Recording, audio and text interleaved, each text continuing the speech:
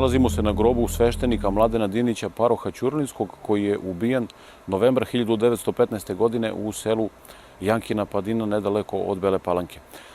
22. oktobra 1915. godine bugarska okupaciona vojska ulazi u Niš.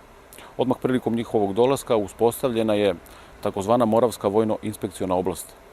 Ova vojno-civilna uprava imala je za cilj denacionalizaciju srpskog stanovništva i eliminaciju svih onih koji su mogli da u nekom smislu osujete planove Bugara da asimiluju ove krajeve Srbije. Zbog toga Aleksandar Protogerov, koji je bio upravnik Moravske vojno-inspekcione oblasti, donosi odluku da se svi sveštenici i učitelji pohapse i interniraju u Bugarsku.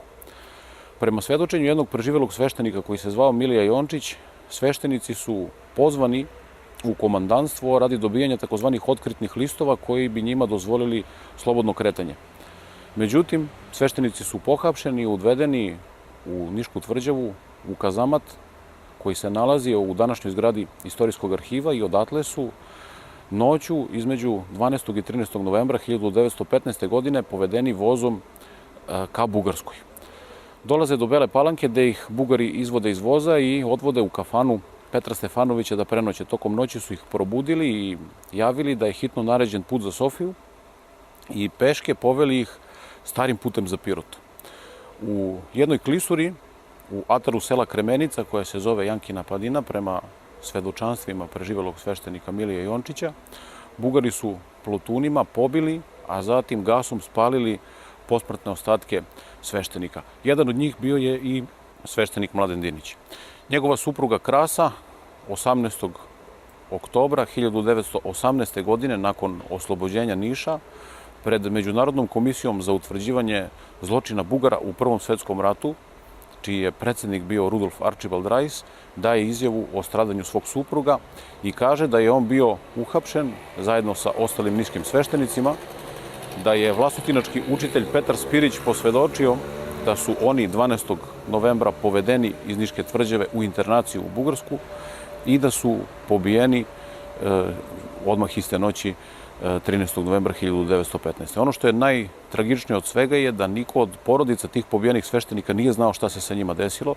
Bugari su ih lagali da su oni u internaciji, da su živi i porodice sveštenika i zapravo čitav grad saznao je da su oni pobijeni tek 1918. godine kada se sveštenik Milija Jončić, koji je preživeo streljanje, vraća iz internacije i svedoči sve ono što se sa njima dogodilo. Njihovi posmrtni ostaci su u nekoliko navrata vađeni. Album Međunarodne komisije za utvrđivanje zločina donosi 2 fotografije sa otkopavanja posmrtnih ostataka sveštenika koji su pobijeni u Kremenici i iznad Niške Jelašnice. Oni su na najsvečaniji način septembra 1921. godine preneti u kosturnicu Niške saborne crkve, ali su njihove porodice podigle i spomenike na Niškom starom groblju. Do sada mi smo pronašli 7 sveštenika koji su postradali na raznim stratištima širom tadašnje Niške episkopije, u Surdulici, Jelašnici, Jankinoj Padini, kao i neki koji su pobijeni individualno tokom noći na raznim mestima širom jugoistočne Srbije.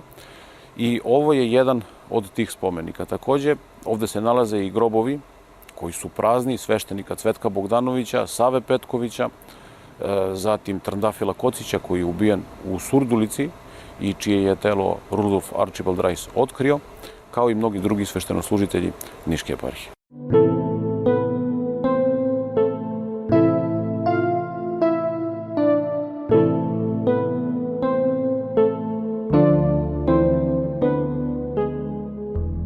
Projekat Aleja zaboravljenih velikana sufinansiralo Ministarstvo kulture i informisanja Republike Srbije.